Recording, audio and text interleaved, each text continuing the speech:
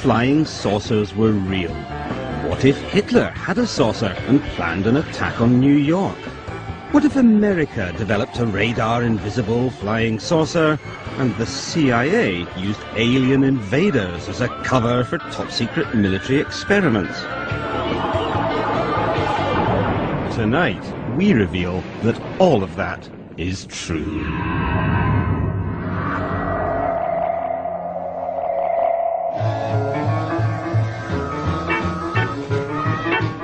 For 50 years, the world has been flying saucer crazy. We've seen so many that more people now believe in aliens than in God. There were flying saucers everywhere. It's just imagination, but I saw them just... The truth is rather more complex. Flying saucers do exist, but they don't come from outer space. They come from Earth and the darkest recesses of military research.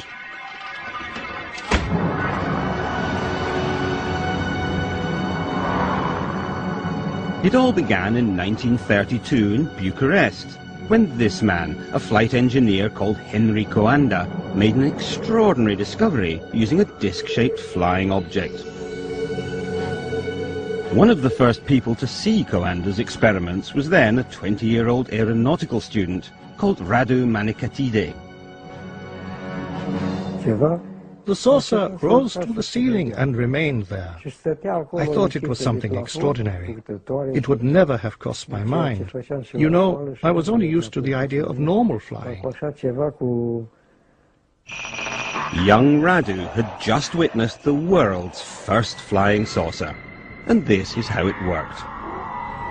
If you draw air down onto a curved shape like a saucer, it follows the surface of that shape. By literally sucking the air from above his saucer so it flowed round and underneath, Coanda found he could both lower the air pressure above and raise it below, causing the craft to levitate. This became known as the Coanda effect. It's the principle at the heart of saucer flight. It was a very simple idea, but of course you had to have thought of it in the first place. Then something happened that was to change the entire course of saucer development. In 1939, war broke out, and the world rushed headlong into a search for new weapons and new ways of deploying them. Coanda's simple idea was about to have its day. Nazi technology chief Werner von Braun led the development of new weapons from his top-secret headquarters in Peenemünde in Germany.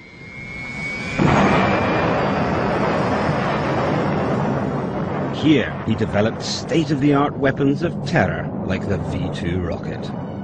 This was really the central location from which all projects were run for quite a long time.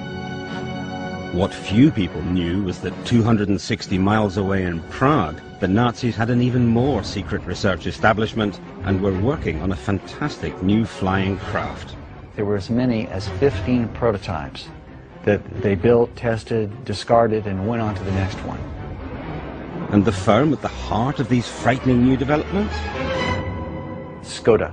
The SS was using, and the Air Force were using Skoda to manufacture aircraft of all sorts.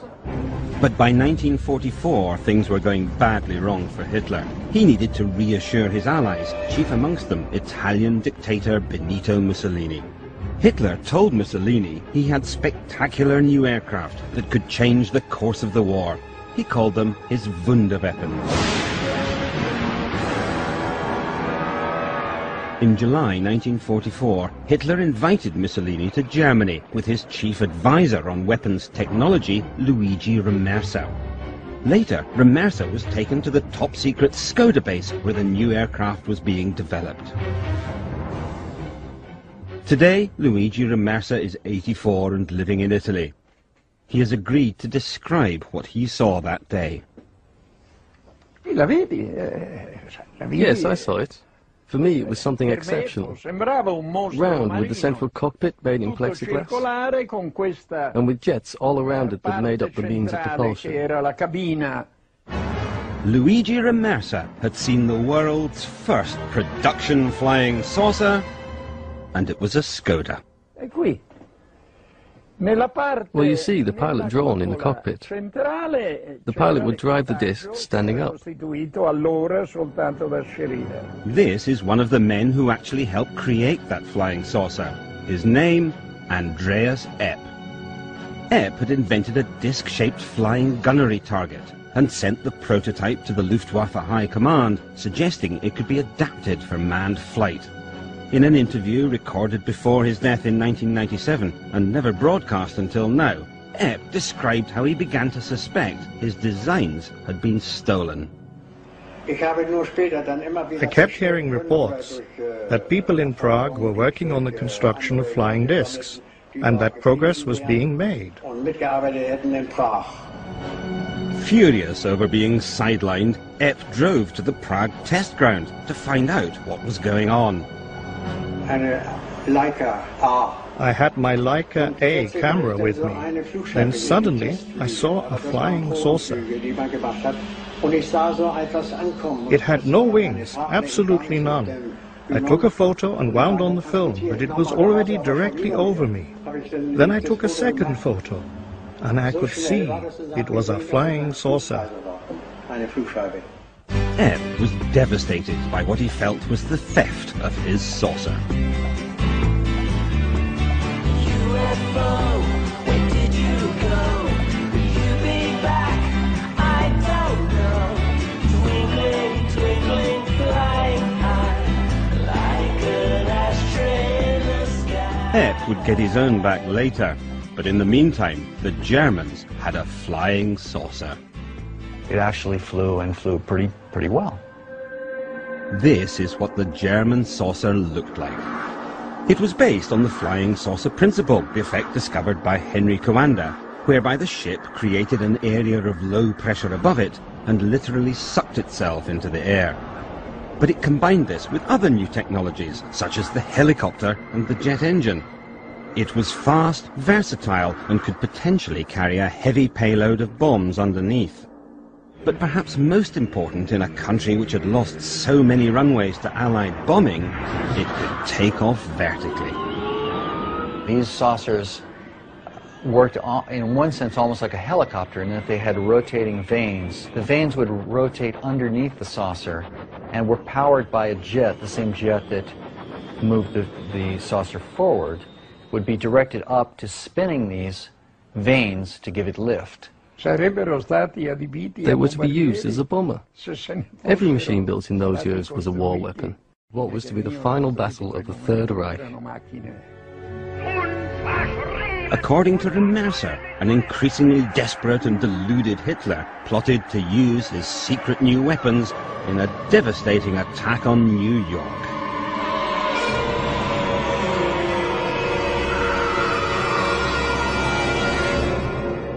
Hitler said once, "God forgive me for the last 5 minutes of the war." He wanted to unleash the weapons they'd developed. It never happened, of course. The Russians were advancing on Prague, and while the German rearguard fought desperately on the streets, the scientists in the Skoda plant tried to destroy the evidence of their research. The pressure of the enemy was unbearable, and the airfield was blown up with dynamite, and the saucer blew up with the rest of the equipment. They pushed the saucers from their hangars onto the tarmac, put explosive charges in, and blew them up and let them burn right there on the tarmac in front of everyone. They destroyed the saucers themselves, but the Nazi scientists who built them had survived, and the victorious Allies turned on each other in a fight to get them. So who would win the race for the secrets of the saucerman?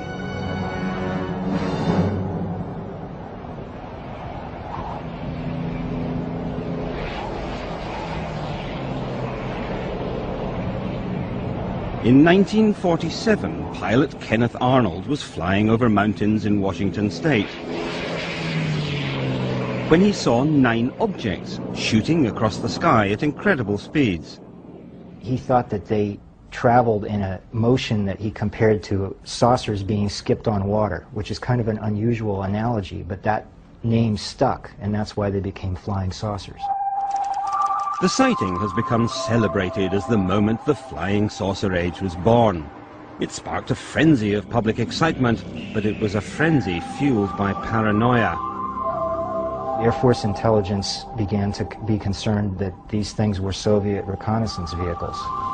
Because this was the start of the Cold War. This coalition was to be torn asunder. The allies of the Second World War were now enemies. Already an iron curtain had dropped around Poland, Hungary, Yugoslavia, Bulgaria. In public, West and East mounted huge displays of their biggest and best military hardware. But there was a secret war too, a ruthless competition to acquire Nazi science and Nazi scientists. Whoever controlled this technology after World War II would really be ahead militarily. So there was a scramble between the Allied powers, the Russians, the French, the British, even though they had been allies, to obtain as much of this technology as possible for their own side. And that's why the US government was so alarmed by the saucers seen by pilot Kenneth Arnold. As this secret document shows, it meant Russia had acquired German flying saucer technology and was building them. The Germans had been so far in advance of the United States, they thought that if the Russians had captured scientists or installations responsible for these secret weapons, that maybe the Soviets were now ahead too. The Americans were right. The Russians were building saucers, and to help them, they'd spirited someone very useful from Germany, Andreas Epp, the German saucer engineer. Immediately after the war, Andreas Epp decided that he wanted to work in the Soviet Union. So he moved to Rostock and was contacted there by Soviet agents. And the Soviet agents seemed to know who he was.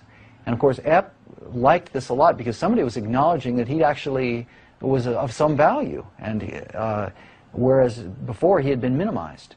I thought to myself, I have to carry on. I owe it to the people who worked on it. And I started to build a flying disc. Epp worked primarily on the steering mechanism of the Soviet saucer.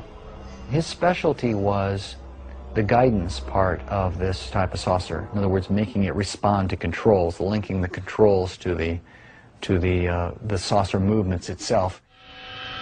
According to Epp, the Russian saucer was extraordinarily maneuverable, but it was also versatile, and it had to be.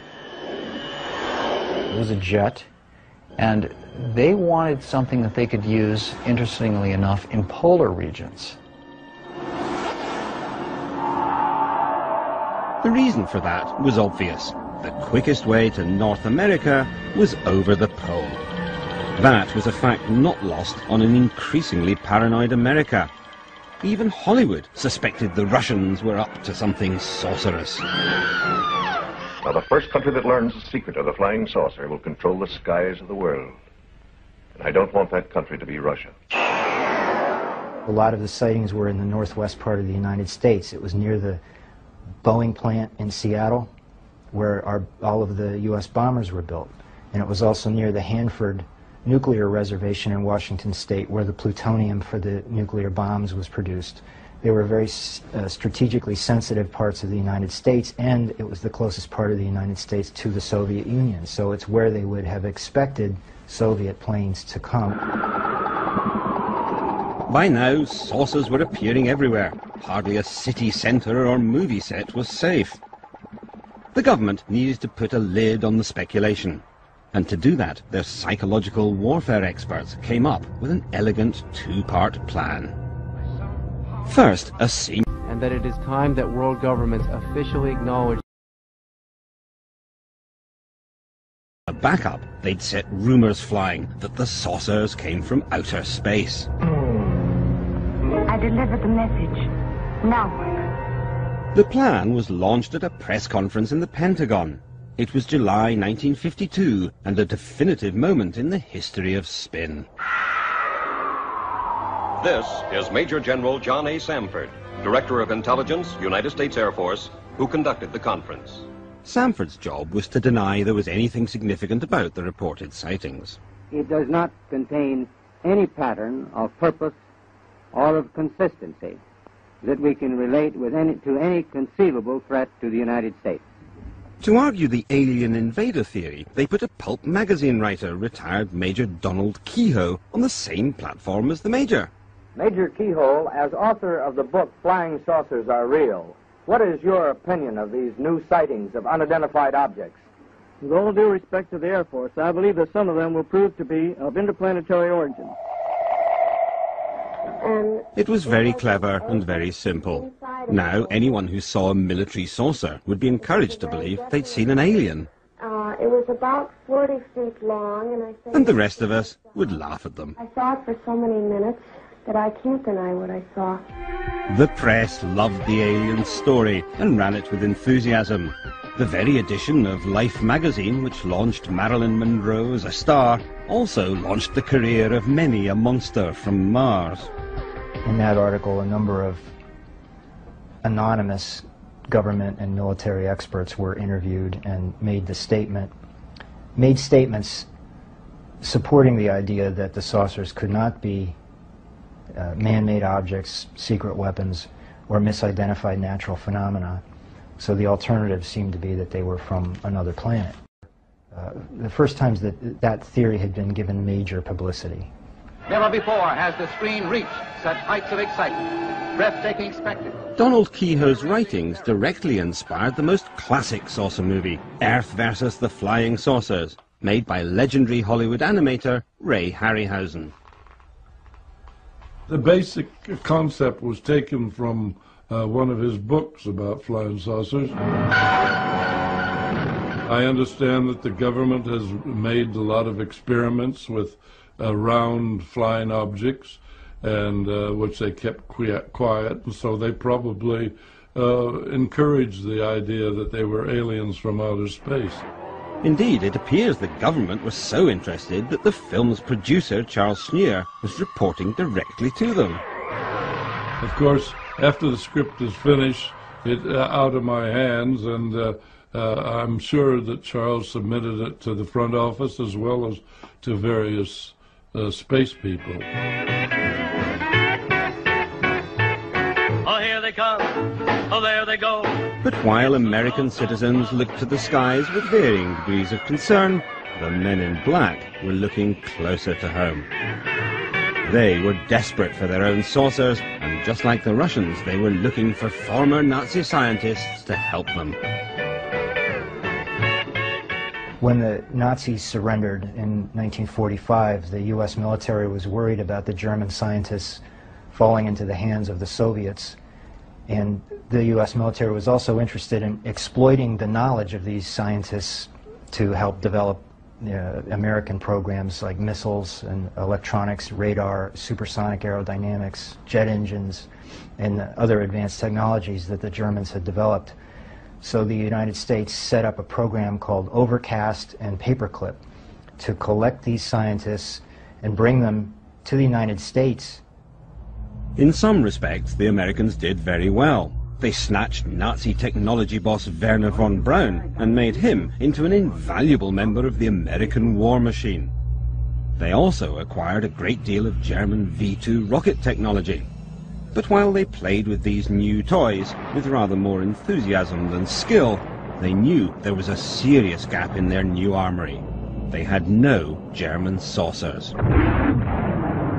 It seems that the Air Force was concerned that the Russians may be ahead of us and that we need to have our own, an answer to the Soviet saucers. Then, one day in 1957, they had a stroke of luck.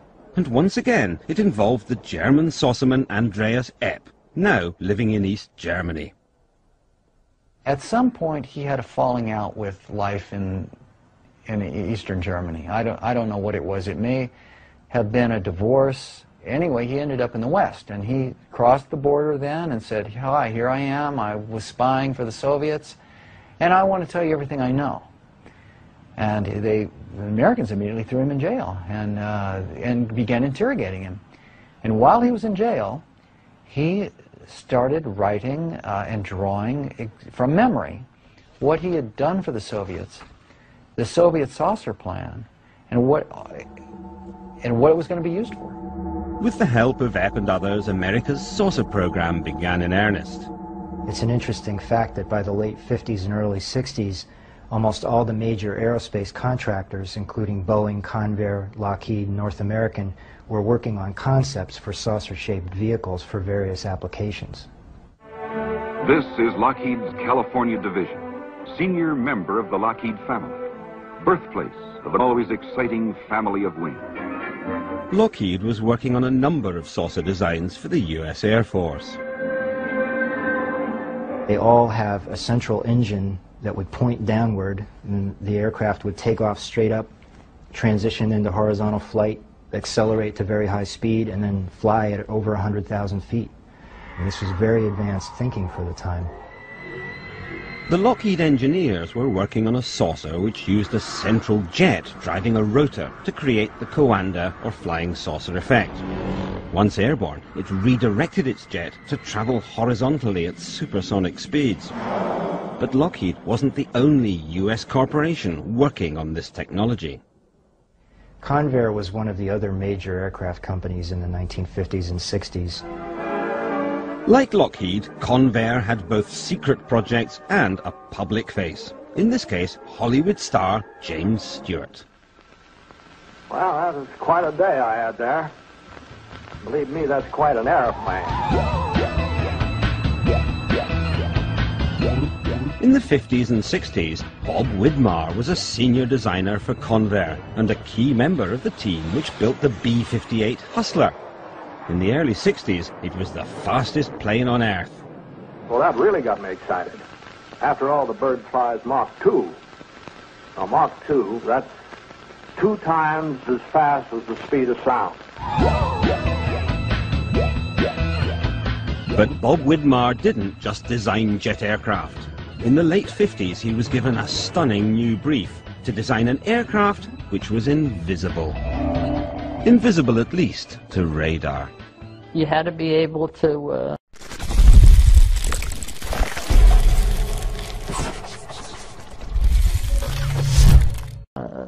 be non-detectable 360 degrees, because even at that time the Russian radars began being hooked up together. The only way that could really be solved is by coming up with a thing that was shaped like a disc or a discus. In other words, Bob had to build a flying saucer because the military had realized that a flying saucer would make a perfect stealth craft. Conventional planes are detectable by radar because surfaces at right angles to a radar beam reflect back. A disc or flying saucer, on the other hand, sends back diffuse and confusing signals. The prospect of a radar-invisible aircraft had caused great excitement in military circles, and one day some shadowy figures called on Bob. When they first came out, I didn't know who they were. They didn't tell me, hey, I'm coming in here from the CIA, hey, look at my badge. Oh, they made me a member of the club. I didn't know that was the CIA that came. That shows you how goddamn secret that they were. In fact, the CIA was being even more mysterious than usual, because they weren't just fighting America's enemies, they'd been fighting each other. A secret turf war with the US Air Force over who should run spy planes. They cheat, they lie, they're crooks, they disguise. To meet with them, for example, I'd have to go to buildings that were half finished in Washington. Airline reservations were made with fake names. It was hard on me and my wife, as such, to live this thing, and the thing was a whole bunch of fake stuff. It was almost where you couldn't tell the realism for what was just a phony. Bob reluctantly agreed to work on the project, the design of a radar-invisible, saucer-shaped object. I never would want to do it again, to have to live under that kind of a climate. You couldn't talk to anybody except at certain places that they selected. The project was so highly classified. The project was so highly classified it was not supposed to exist. A condition of absolute deniability known as a black project. There's all kinds of black. I'm talking about the extreme black. I have lived through the extreme black. Bob's project has never been declassified, and the CIA removed all his records and designs. Well, I guess that just about sums up the story. Or does it? Because while the CIA was keeping Bob in the dark, another craft was being brought into the light.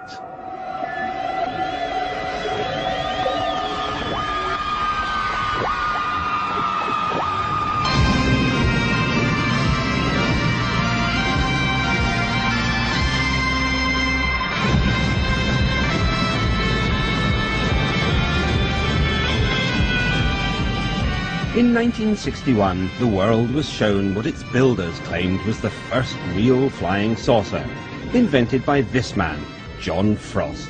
Well, the U.S. Army are interested in a vehicle which could fly close to the ground, which couldn't be stopped by roadblocks or rivers, etc., and which could jump over hedges and trees. There were, however, real problems with the Avro car, as Doug Garland, one of the wind tunnel engineers, remembers.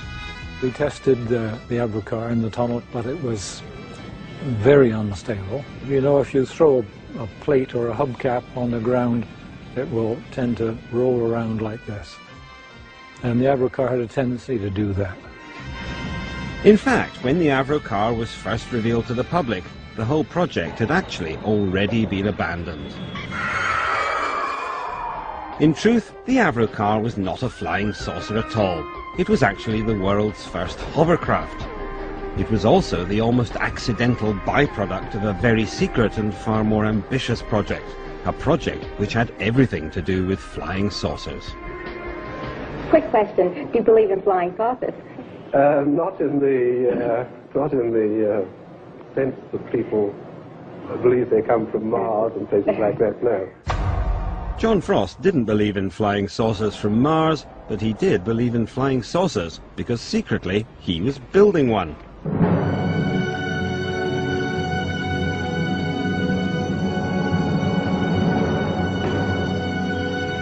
This film has never been seen by the public before. Made strictly for the eyes of security-cleared military personnel, it records the work of Avro's top-secret Special Projects team, led by John Frost. The 6 Viper engine test assembly was built by Avro Aircraft Limited to develop a power plant for an airplane of circular plan form. It consists of a basic airframe of 6 sections, excluding the outer wing, operator's cab, air intake roofs, and the flying controls. Frost was building a huge jet-powered supersonic flying saucer, codenamed Project Y2 or Weapons System 606A. On completion, it is anticipated that a considerable advancement will have been made toward the advent of disc flight. And it, too, utilized German saucer technology. John Frost was aware of wartime research that the Germans had carried out in flying saucer developments that were possibly the basis of what he saw all across the world as the real flying saucers in the sky. And that almost came at a time when the CIA was funding some research into a design concept much like the flying saucer he had in mind. The US military was excited by the vision that Frost presented. These original secret project specs for the saucer showed it could fly higher and faster than any craft or weapon system then available. Air Force documents are ambiguous about what the purpose of the saucer was. And that it is time that world governments officially acknowledge system. Given the performance that Avro thought they could get from this vehicle, it would be able to evade any defenses and, attack any other plane with impunity. The military enthusiastically pumped huge quantities of money into his project. The Special Projects Group then became an entity unto itself. It was given a place in the flight test area, and now began to work on what in fact Frost had started to look at as the ideal shape, a completely flying circular disc. I had no idea that there was such a thing as the Special Projects Group, because it was very classified, top secret and all that.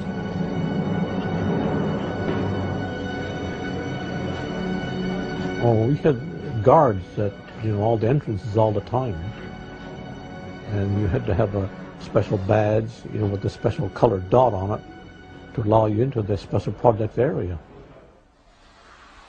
I was a senior designer on the special projects. I started working on the 606A as a supersonic design for the United States Air Force. And the design he was after was in fact the most coveted designs of all aviation designer, a completely all-enclosing bodied aircraft, a flying disc. Everything Frost had in mind was always a circle. He never wanted to change the plan for me. I think it was ideal because it was a vertical takeoff. But in truth, the fantastic supersonic flying saucer of Frost's imagination was a long way from becoming reality. His design was one of the purest uses of the Coanda, or flying saucer effect yet, and had 6 powerful jets which sucked the air over the saucer shape. These provided the saucer with its lift and its maneuverability. But testing this craft and its 6 powerful jets was not going to be easy or safe.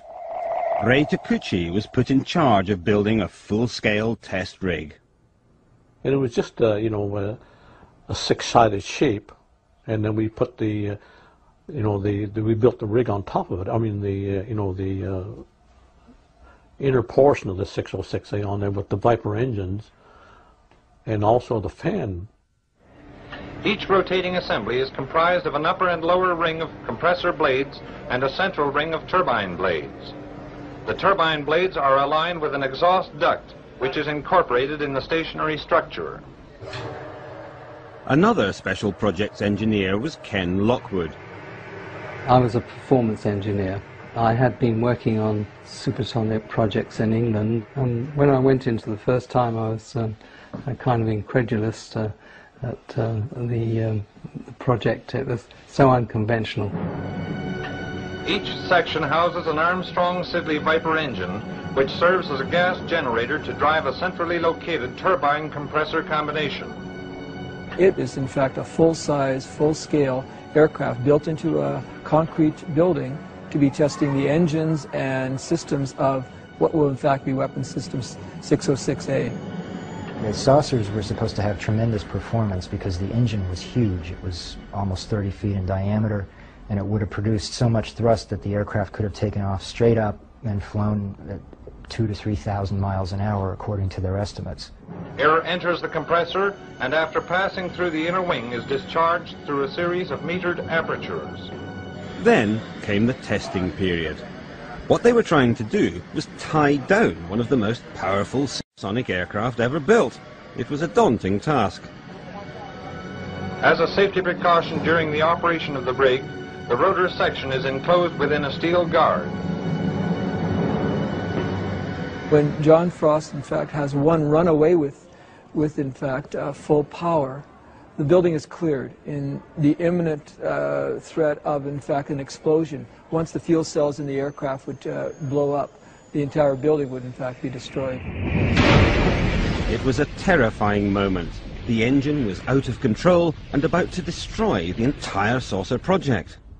People disappeared around the back of the building except for one person. One of the engineers that happens upon the scene walks into the building and simply removes the fuel line from the runaway engine. It gradually comes to a stop.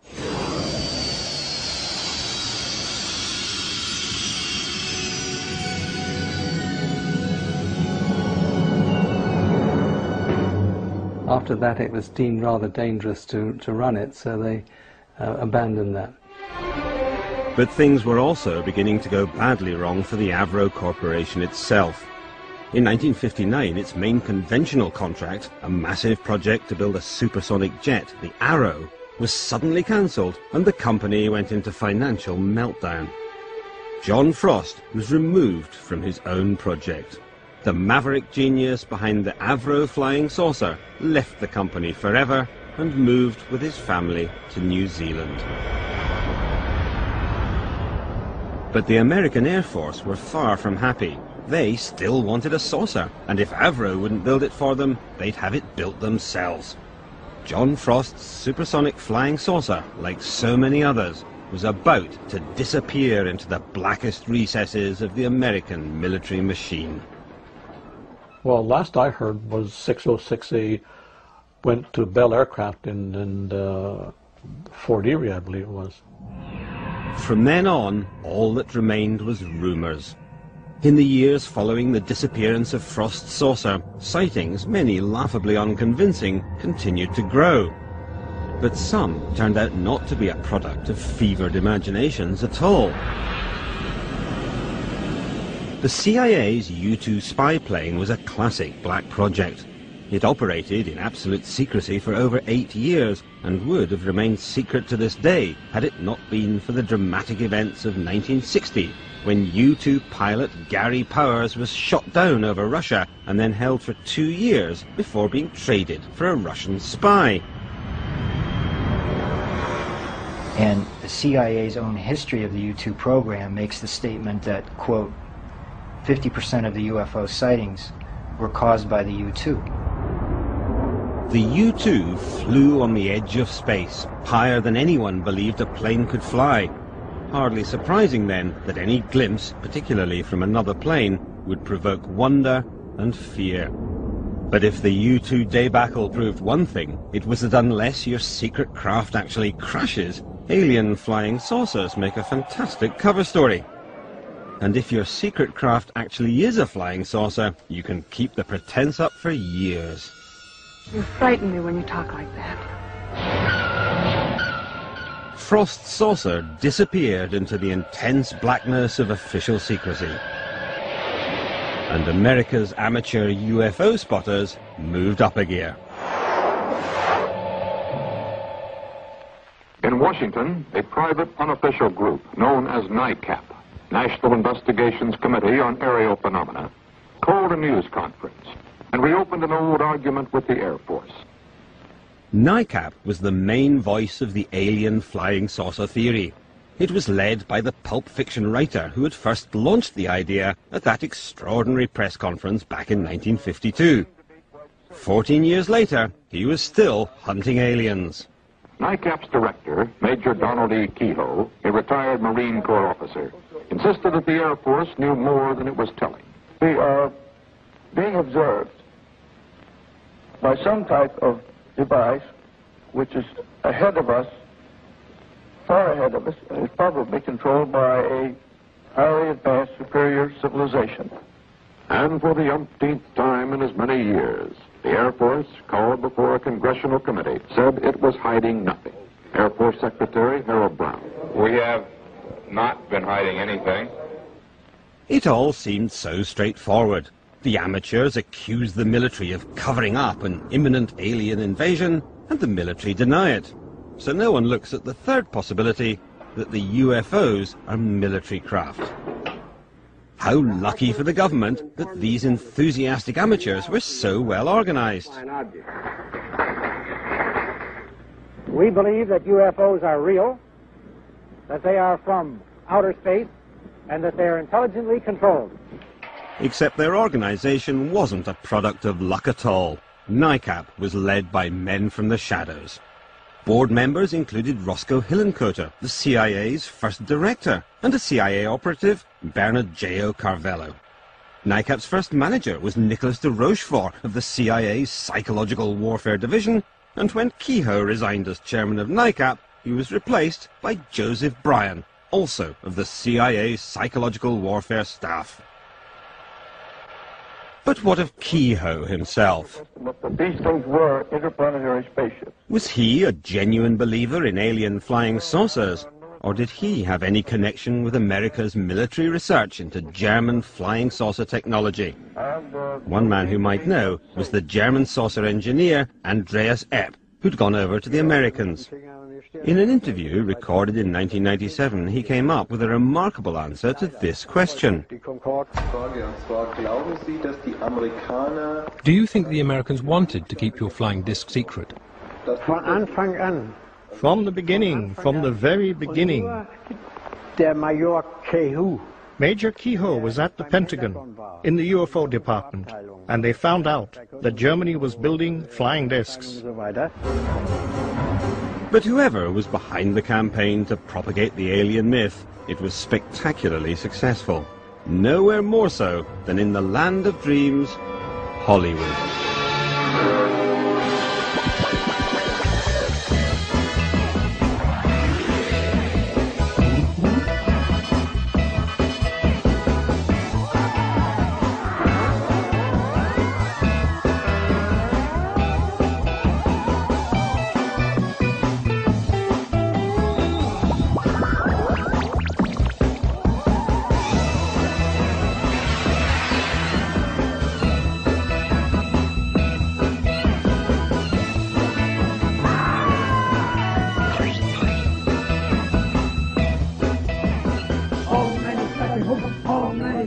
It even sparked a religion.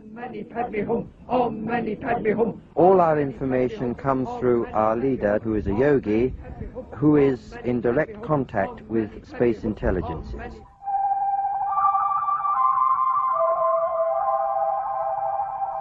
We are your friends. We are your friends. Please contact us.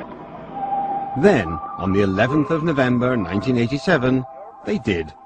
It all began when a successful businessman called Ed Walters saw a strange light above his garden. He grabbed his camera and took this photograph. It was the first of dozens of sightings over the next few years. Oh my God! I'm gonna follow it down. I'm gonna follow it down. When the still pictures were enhanced, they seemed to show something that looked remarkably like flying saucers. The saucers were witnessed by hundreds of people, from policemen to priests. Look! Some more excitable witnesses even suggested they'd met the aliens. But then one man saw the photographs and reached a rather different conclusion. And he knew exactly what he was talking about. It's those doggone saucers again.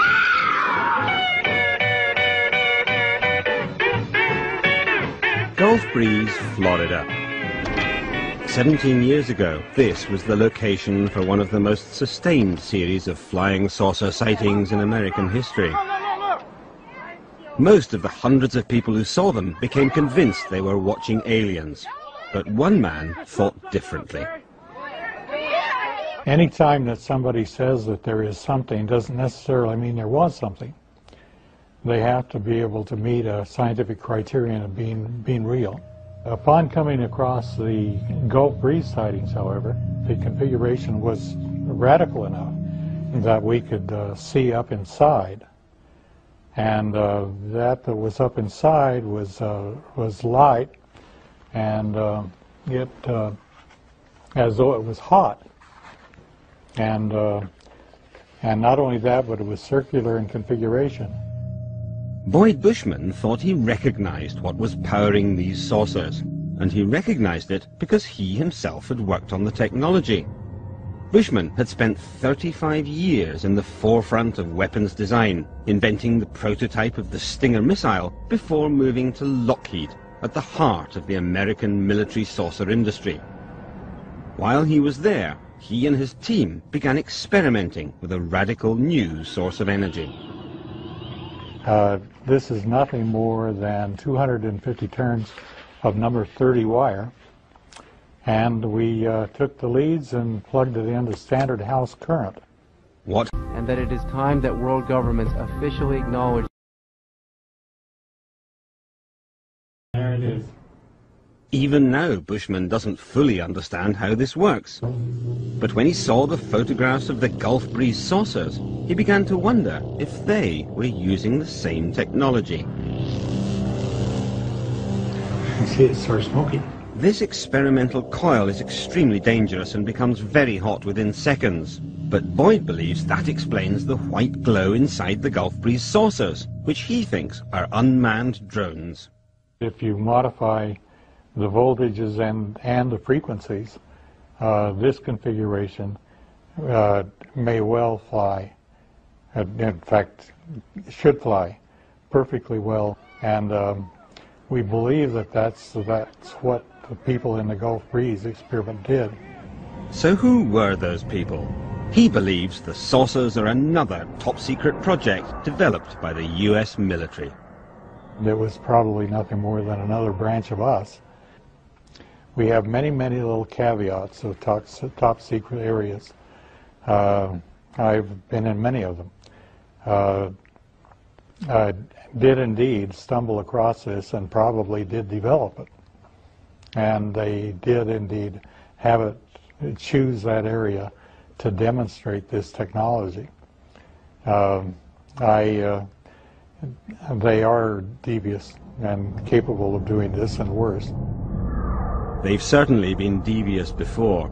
In the 1970s, there were a series of dramatic sightings of UFOs, but these were different. Many seemed to be triangular rather than circular. Speculation among the UFO spotters became frenzied. But then, this man came on the scene. His name is Jim Goodall, and he is, by day, a curator at the Museum of Flight in Seattle. But in his spare time, he does something else.